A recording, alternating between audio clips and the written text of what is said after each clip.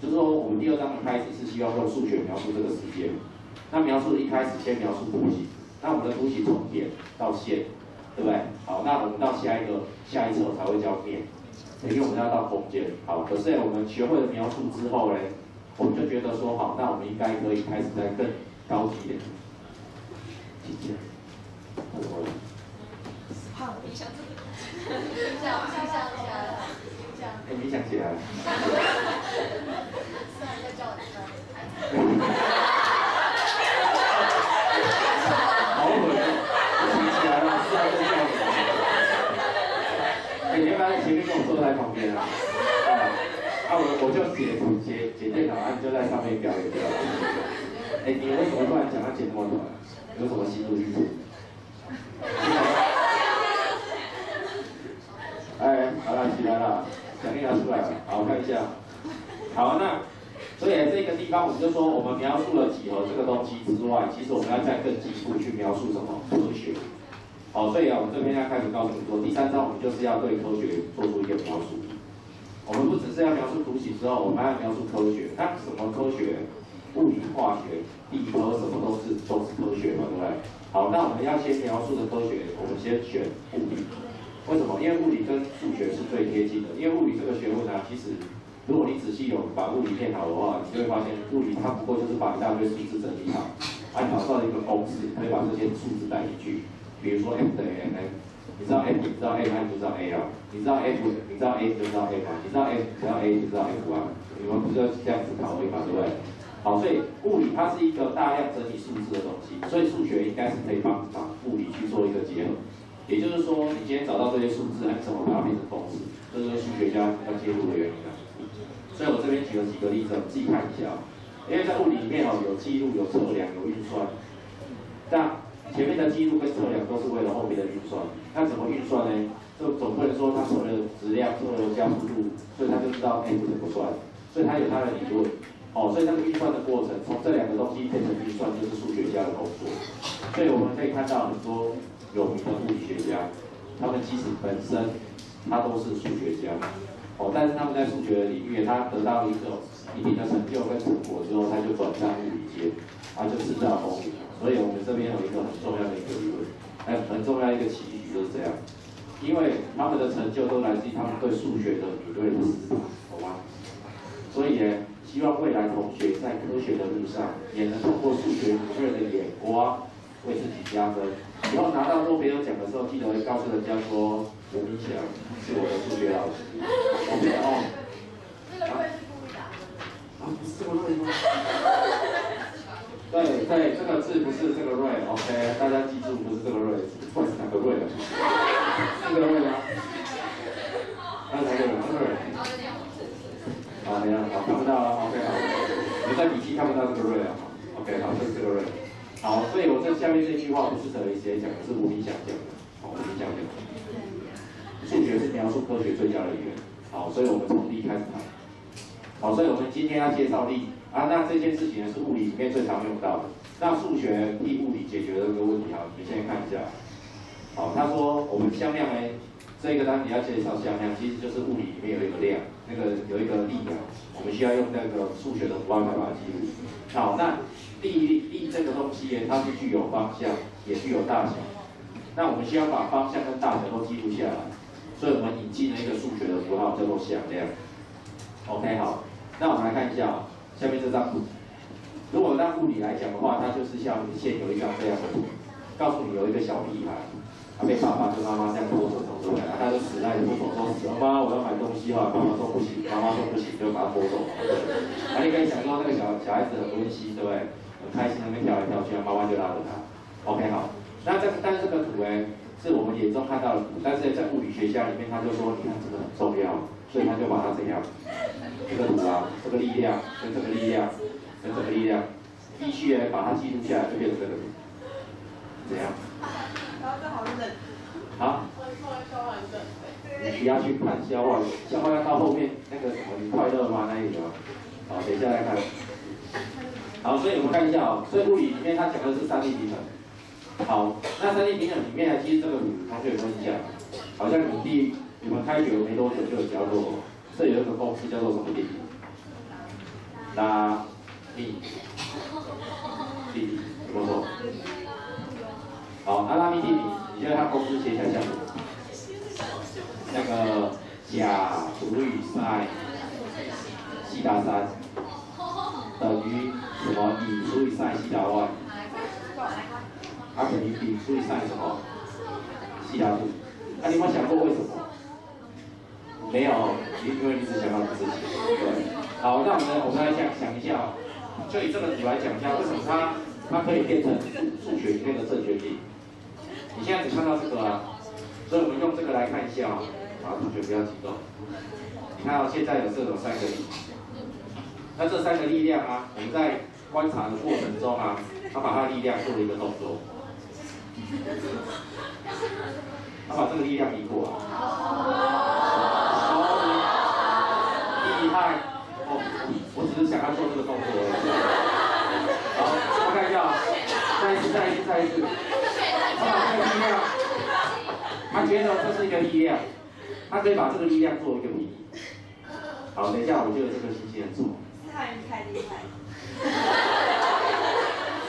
好，反正我为了这件事情，我练了多久，你知道吗？对吧？你知道思涵有练过吗？所以他把这个力量开始移动过来这里放着。好，那之后呢，他再把下面这个力量呢移动，把它放着。好，他得到了一个三角形。谢谢，好，拜托，哥哥有练过了，来看一下。好，那在移动完之后呢，你会看到它的移动，它是一个平行的移动，它没有改变它的方向，所以它是平行移动，它也没有改变它的长度。那它经过移动完之后呢，因为在物理里面，它会告诉你，力量就是具有传递性。如果这个力量传递过来，又传递过来，又传递回来，就会产生一个什么？很有力量，就是合力为理嘛，对不对？好，那这时候合力为理就会保持静止，因为你现在看到这个小孩子，他是吊在半空中，你没有看到他一直往上飞或一直往地上跑嘛，对不对？没有撞到地底下去啊，没有，所以你可以确定这件事情，它已经产生静力平衡，所以他现在看到这个图是静力平衡。那我要把刚才的角度啊，再把它记录回来，你会发现这个角度其实已经跑到哪里了？这个角度跑到哪里？有同学知道？我不知道啊，它跑去哪里？好，那我先问你啊，西达湾跑到哪里去？西达湾我不知道跑到哪里去，但是我知道这个角度记录。很好，有人讲出来了，180减掉多少？西达湾，为什么？因为这叫同位角，同正内角度。因为这个线跟这个线平行，有错。好，那请问这是西达3，那这个角是几度？180减掉西达3，那你知道吗？这个角是几度？我不知道，但是我知道这个角，因为它跟它西达度是180减西达度，所以内错角相等，所以这个角是多少？180减掉西达度，看到没有？好，所以即使你看到的不是拉密定理，你看到正弦定理，而正弦定理它除了 sin 不是西达。它除了是180减西达，所以你看一下，这个力量叫做引力量，对不对？按照正弦定理，它除了对角是谁？sin 180减掉西达度，对不对？好，那sin 180减掉西达度有没有等于sin西达度？有啊，所以最后就写成这个东西。啊，其他东西以此类推，这样听懂吗？所以物理里面它其实掺杂很多数学的东西，好，掺杂很多数学什么现成的东西。其实我是数学已经写成有的模型，这样讲不要就是表示说老师你是解现成的哦，不是的。OK， 我要告诉你是数学，因为应该说物理它找到了很多数字跟很多图形，但是呢，他一直想要找到一个东西呢，把这些数字跟图形结合起来，所以他从数学里面找模型。而数学里面有没有现成的模型？有。所以我现在让你看到所谓的力学平衡，就通过这样的定义完之后，你就看到一个模型，而这个模型呢，刚好符合数学里面本来就有的模型，叫做正弦定理。所以我使用了这个力量的长度去处理它的对角sin180减西达度，也会等于谁？这个力量是从甲移动过来的，所以会等于甲除以乘以它的对角是多少？180度减西达3，所以sin180减掉西达3。所以看得到，那sin180减西达3，我们知道它就是sin西达3啊，所以这句话就确定了。对啊，这个东西等于这个东西啊，好，那你我就不用多讲嘛，对不对？也可以出现嘛，对不对？所以我们就可以确定一件事情，拉米定理其实就是数学的正确定理，可是呢，拉米定理已经把正确定理做了加工改变了，好，这样听懂吗 ？OK， 好，耶。所以学生眼中的画面，其实应该是要这个画面，正确定理。可是呢，我刚才留白，其实你们可能就是空白的画面。就是什么都不知道，就这样。画面终于空白。讲错话了。是什么？都没有画面，是谁把电视关掉了？好，继续。好，所以这是拉米定理啊。所以我们一开始先让你知道说，其实物理里面在讲的东西，就是追求我们有很多数字跟图形需要被记录。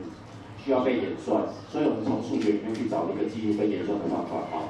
但是现在重点来了，我们可以找到数学现成的东西，可是呢，后来在慢慢的追找，在找的过程中，我们发现有一些东西数学本身没有这个模型，所以这个时候数学就会说，好，没关系，我可以为了量身定做一个模型给你。所以向量就是一个为了力学这件事情做的模型。OK， 所以我们下一页来看一下。好，因为后来我们发现你这个力量的问题啊，越来越多，越来越庞大，你总不能今天有一个问题一出来我就开始画图。所以他就说，我希望有数学可以帮我记录这些事情。所以这个时候我们就开始帮他介绍了一个东西叫做向量。好，那我们就要先从物理它的力量，它有什么样的定义？好，它的力量呢，它是有一个方向，它是有方向，而且它还有什么大小？对啊，我今天有一个力量一巴掌打下去，结果你是往上打上去还是往下打下去？对啊，有多大力是小小力还是很大力？好，所以方向跟大小就要被记录下来。所以我们要有方向，还有大小。那至于只有一种的话，我们通常给它一个名称叫做存量。好，比如说距离，我今天从这里回办公室大概要大概50公尺好了，好，那就是一个距离而已。比如说我重量大概40公斤，好，那就是一种不同图嘛。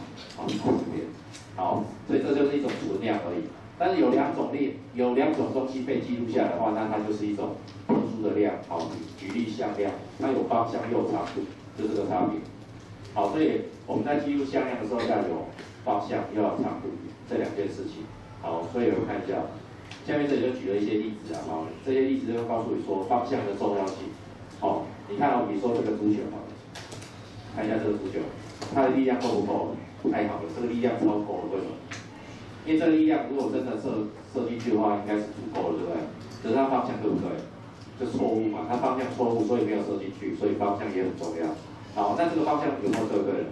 没错，这个方向应该进得去，可是它力量怎样？不够啊。OK， 所以我们后来在向量的世界里面就跟力量很像。第一个长度够了，但是方向错了没有用。好，再来方向对了，但是长度不对，也没有用。所以要把它找对方向跟找对力量大小，这样才有用。好，那这边也顺便介绍一下，这个是力量的传递从这里传到这里就传到这里，就向量直接传到这里，这种感觉而已。OK， 好，那后面就是在讲物理，很多物理现象的力量的传递。可是我每次都要画这么精细的图给人家看，这样很麻烦，所以我们就开始学用数学表达它，这样可以吗？好，所以我们向量第一这里有讲，我们用一个有方向的线段来代表向量。好，我们先用画图的方法来记录它。好，那方向呢就代表向量的方向，那长度呢就代表向量的大小。好，就这样。那我们通常的写法就是这样，用 A 开始，用 B 结束，这样的有向线段，我们就用这个符号来代表。好，那这个符号呢，请你记住一件事情，这是用电脑打的，可是有时候我们的电脑在以前的讲义里面，它打的可能不够好，因为它电脑里面的设定不好，所以它可能会打成这样子。以后这个样子是不对的，因为这个东西后来我们称这个叫做射线，射线对吧？没错，这叫射线率。好，向量的话要用这个符号，只有一个箭头在上面。好，那从谁射到谁也很重要，从 A 射到 B 的向量，这个才叫做向量，这样可以理解吗 ？OK， 好，这叫向量。好，那我们称从 A 射到 B 的这个东西叫做向量 AB， 所以这个念法叫做向量 AB。好，那它有多长呢？我们可以用线段 AB 来代替。我也可以把向量 AB 外面加个绝对值，就可以代表它长度。所以我们就说这句话是对的。这样可以啊。好，那这边的话，我们要了解一件事啊，向量 AB 有没有可能等于向量 CD？ 有没有可能？当然有可能啊。为什么？因为向量它基本上它只是具有方向还有长度而已，所以只要你的方向是一样，长度是一样，我们就说你有机会一样。就算你 A 不等于 C， 就算你 D 不等于 D， 我们还是有机会相等。所以也就是说，向量你只要方向跟人家一样，方向一样 ，OK， 那长度我也一样，那我就可以说你们向量是一样的，所以我们可以称这个 AB 向量是可以等于这个 CD 向量，也可以等于这个 EF 向量。这样可以接受吗？好，那我这边要讲下一个理论嘛，这个重点自己把它写上去。后来我们就可以推广这个想法，向量只要方向一样、长度一样，就可以叫做向量相等。但是如果发现下面这件事情的话，就是 AF 向量等于 AB 向量。如果 AF 向量等于 AB 向量的时候，那我告诉你，因为你的 A 点跟 A 点是一样的，那我告诉你，你的 F 点就会等于这个 B 点。这样听懂意思啊？好，这是一个向量里面的一个运算规则。OK， 好，当你发生这件事情，不一定要 A 等于 C， 不一定要 B 等于 C， 但是如果你今天 AF 已经发生 AF 等于 AB， 那 A 点已经相等，那我告诉你 F 点跟 B 点就要相等，这样可以接受吗？好，这是一个理论。好，那下一页。好，那有时候为了简单记录我们说反正有现成的图在这里。那我就说这个向量我也不用告诉你开始跟结束，我就在这里记录好了。我们就称这个叫做向量 A。好 ，OK。那向量它是一种只记录、只在乎方向跟只在乎量的人。它不在乎你从哪里到哪里。比如说，今天有一个向量是从这里到这里，那有另外一个向量是从这里到这里。结果我发现这两个向量其实是怎样？是因怪可以重合又一样的。那我就说这两个向量是一样的，这样可以接受吗？ OK， 我们在这个单元里面，其实就是为了科学这件事情我们要开始去描述科学。所以描述科学的过程里面其中有一个很具代表的就是物理。物理里面有一个很重要的一个概念叫做力学。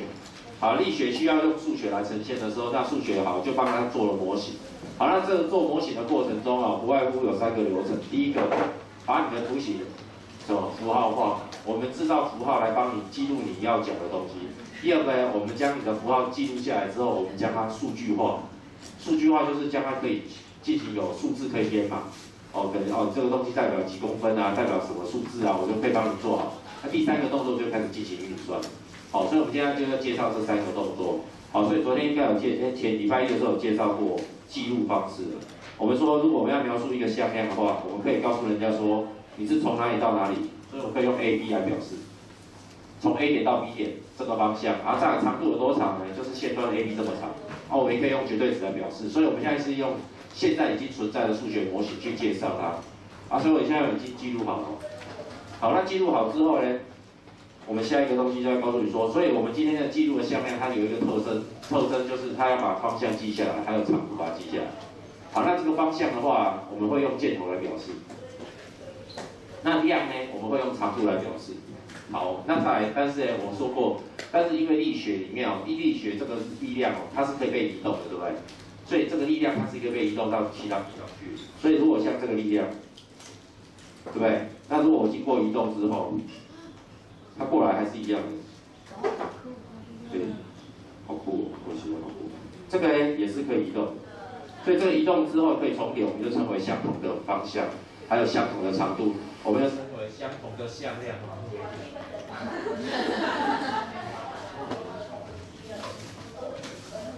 好，所以我们就称为这是相同的向量，它是可以被移动的它是可以被移动的OK， 所以这个向量如果可以被移动的时候，其实它没有说一定要在相同的点出发、相同的点结束才叫相同向量。我们只要具有相同的长度、相同的方向，好，那这个时候的方向我们就会给它一个解释，那个解释就是平行。那这个时候我们就称它们叫做相同的向量，这样可以接受好，那接下来要介绍是零向量，我们那天应该有讲吗？没有好，那我们要介绍2个向量在向量世界里面，这2个向量很重要。为什么？因为你如果要想要介入它的运算规则里面你就要把运算规则里面的一些重要的东西把它讲出来。好，这些重要东西是什么呢？第一个零向量，我们称它叫做加法单位。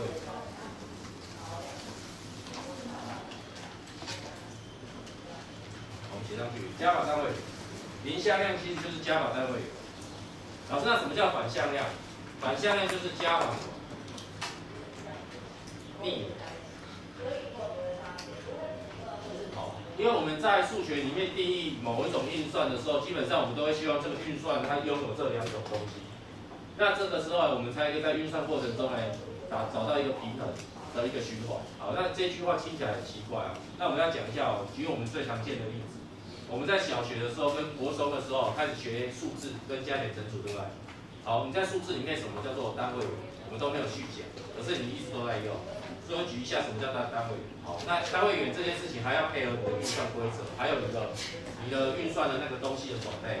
哦，所以我们先介绍的是数字的运算。哦，数字的运算里面3去做加法的时候，加上什么东西，最后还是3。对，很好。所以我们就称这个东西，就是做了之后也没有用的动作，就称为这种运算的单位。所以在以前国小、国中的时候，你学零这个事情的时候，他就是在告诉你说加了它没有用，对不对？所以加零这件事情就没有用了。好，以前很多加零，加零就没有用了。所以我们称这个东西叫单位，叫做加法单位。可是你说哦，所以单位叫做零，不是哦。你要看什么运算哦，所以我们现在举一个运算哦，叫做乘法。你要乘上什么东西还是自己？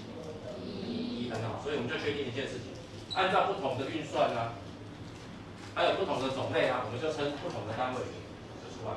所以我们称0是加法的单位。可是要讲它的整个全称的话，要这样讲：0是实数加法的单位，1是实数乘法的单位。这样就讲了 ，OK 可以吗？那我们再考一个你高中才学到的东西哦。我们是什么数哦？我们现在要求的数字叫做对数，以10为底 ，x 的对数，请问一下加上什么东西还是log10为底 x 的对数？这个单位元就很重要。log 以10为底 x 的对数加上什么才会是？对 ，log 以10为底谁？好 ，log 以10为底1的对数。对啊，老师你就讲0就好了啊，对啊，加法单位。可是我现在是用 log 这个世界来讲，所以你就要在 log 世界里面呈现出这个东西的加法单位，你就把它呈现出来，这个叫加法单位。好，那什么叫做逆元呢？逆元也是有它的对应的东西哈。什么叫逆元？我们看一下哦，在实数里面加法什么东西会最后变成原来加法的单位？3加谁？负3嘛，我们都看得出来。对啊。因为我们今天就是要讨论这个叫做加法的逆元。加法的逆元就是说我加上你之后回到加法的单位。我们刚才说加法单位也是0，对，加法的单位也是0。那所以我今天加上什么东西就可以回到加法的单位，那就是0。所以你的逆元就是负3。好，那所以乘法逆元就知道了，3乘上什么就会回到乘法逆元，乘法的单位，乘法单位也是1嘛，所以3乘上谁？1/3。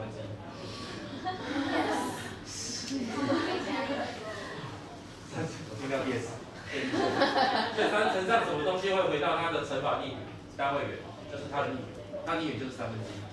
好，所以逆元这件事情是要看对象。好，为什么要讲这个？因为你国小、国中都有学，但是你都不知道这个叫做逆元，这个叫做单位元。因为国小就告诉你说，哦，除上一个数就是乘上它的什么导数啊，加上减掉一个数就是加上它的什么数？相反数。所以我们在讲加法逆元跟乘法逆元，在国中、国小的时候，你们学的东西叫做导数跟相反数。好 ，OK， 可是那是那个时候运算规则出来的东西。好，这样可以吗？那我们现在要学的是向量的，我把它取消，这里是删掉。OK， 好，那所以我们在向量的单位元里面就是希望说哪一种向量我加了之后，加了它之后是没有感觉的，那个人呢就是零向量。所以零向量我加上它是没有感觉，为什么？因为它不会动。所以零向量感觉就是说有一个向量 A 跟 B， 但是它是 A 跟 B 是相等的，所以从 A 走到 A， 从 B 走到 B 都没有再动，所以我们就称它叫做零向量。好，那零向量的长度也是0，那方向呢可以视为任意方向，把它选进。好，这件事情很重要，为什么？因为你可能会在比较古老的参考书里面会看到，他说林向量是没有方向。哦，这个在大概90年左右，民国90年左右之后就改成任意方向。在以前的话可能叫做没有方向，可是现在改成任意方向。所以也就是代表什么？林向量，你要说它是什么方向都可以。所以我们可以得到一个叙述，叫做林向量平行任何向量。那在任何向量这句话的说法的过程中，我们希望再让它讲得更好一点，叫做非零的向量。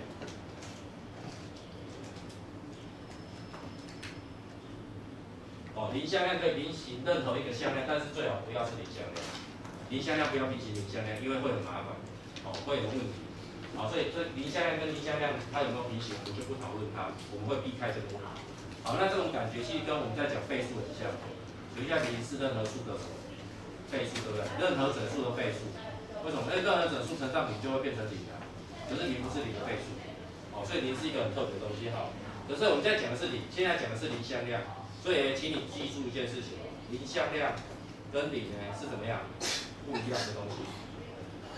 所以很容易错的观念就是零向量跟0呢，你把它想成一样。好，但是我要讲一个更重要的东西，你甚至连写这样的东西都不要写。零向量跟0不要写上不相等，哦，应该是说它们两个是不能做比较的东西，哦，连相等不相等这个符号都不要在它们身上呈现出来。为什么？因为在数学里面啊，等号它是有很强烈的意思，叫做三义律。你选择三义律里面的其中一律，叫做等。因为我们觉得数字跟数字之间啊，如果它们符合三义律，它们就会存在大于小于跟等。当你选择了一个等，然后 OK， 那就存在了。好，如果选择了不等于，那就会跑出另外两个叫做大于跟小于，对不对？可是如果你今天写的不等于啊，你觉得好零向量不等于0，那你就是接受了零向量大于0或零向量小于0这个动作，所以你今天是不可以把它写出来。所以我们应该要这样子是用中文写，零向量不是存量。那你呢是存量？那什么叫做存量呢？存量这种东西就是说它本身只存在一种单位量，比如说我的重量，哦，比如说我40公斤，然后就40公斤，40公斤，差不多。那我们再乘2倍吧。40公斤 OK。好，所以还有身高，我身高185啊，这样子，185。再减10吧。谁说185啊？好，所以这就是存量，因为它只有一个单位。好，可是呢，在物理里面它会有2种单位。比如说在做功，哦，功的话就是力量乘以 S 嘛，对不对？好，那我们就称为不是存量。好，那向量为什么不是存量？因为向量有代表2个东西，一个叫做方向，方向是一种量，长度也是一种量，所以他觉得它代表了2个东西，所以它不是存量。不是存量的东西，不要跟存量的东西做比较。OK， 可以吗？对 ，OK， 这样可以吗？好。那接下来反向量呢？反向量我刚才说过，反向量就是谁跟你做完加法之后，其实就会回到加法单位元，也就是零向量。所以要看对象。所以3的加法单位元就是-3，5的加法逆母就是谁？负5。哦 ，OK， 所以加起来都会回到0。好，那向量的世界里面呢，会发现这件事情，就是 AB 这个方向，如果跟 BA 这个方向呢，我们可以很直观的告诉我说，这就是物理里面所讲的，从 A 的力量过去到 B。再加上一个从 B 的力量到 A， 这2个力量会怎样？抵消之后呢，我们就会产生，它就叫做零向量。好，我现在写出这个东西，可是很多人以后就会写出0，不会写0，当然是不能写0。向量的加法最后怎么会回到存量的？向量的加法是不会回到存量，向量的加法运算为还是向量，所以你要回答0，你要写零向量。好，像这2个向量就是加法逆元，它们相加就会回到加法单位元，叫做零向量。因为向量的加法单位就是零向量。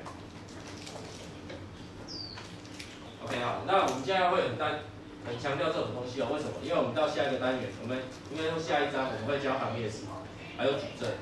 行列式跟矩阵里面，它会有一些运算规则，就要开始讲这个那些东西。哦，细节我们要讲。好，那这样可以哦。所以我们总结一下哦，我们现在要介绍的向量哦，分成2个东西要决定。第一个就是线段，你的长短。就是我决定它的什么大小，第2个是方向，第2个是方向，所以我们决定向量。